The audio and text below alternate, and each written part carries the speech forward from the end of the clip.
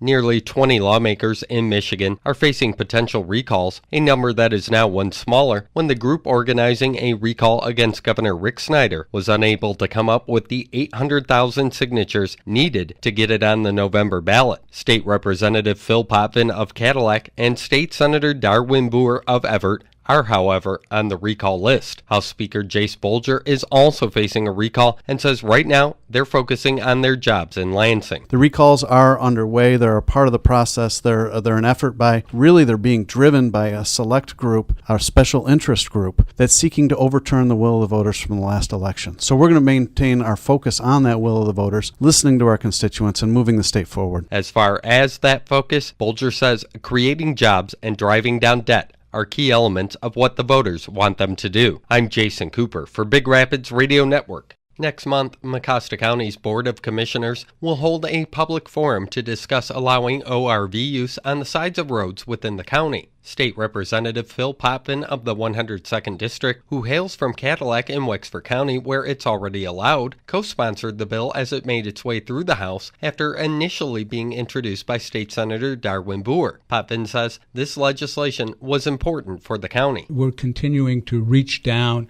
and allow the fun and pleasure to continue here. And that's important. It's important to the community.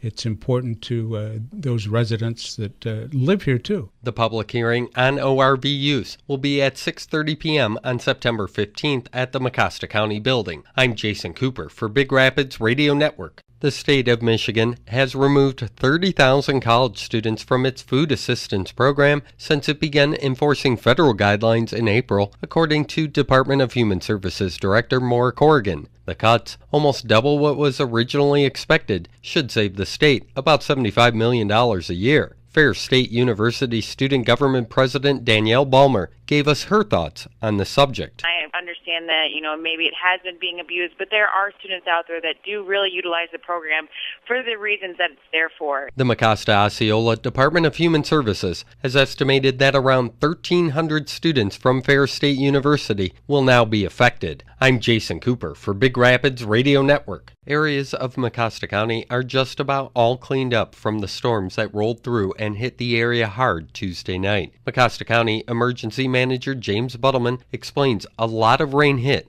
in just 30 minutes. We had between 3 to 5 inches of rain that dropped over the northwest section of Mecosta County, affecting both Paris and Big Rapids. National Weather Service had a report of 5.9 inches. Buttleman added that large amounts of strong winds took down numerous trees and power lines and also caused buildings to be flooded. He said Consumers Energy and the Big Rapids Department of Public Safety have been working since early yesterday morning to try and get things back to normal. I'm Jason Cooper for Big Rapids Radio Network. 2 women who were tubing the Ausable River in Oscoda County over the weekend were killed when lightning struck them after a storm had rolled in. A man was also critically injured after being struck as well. All 3 had gotten out and taken shelter on the shore. With people tubing the Muskegon River right in our own backyard and a good portion of the summer remaining, Big Rapids Department of Public Safety Director Frank West offers this advice on what to do when stormy weather hits. Immediately get off the water and seek shelter away from the water. When they're in the water,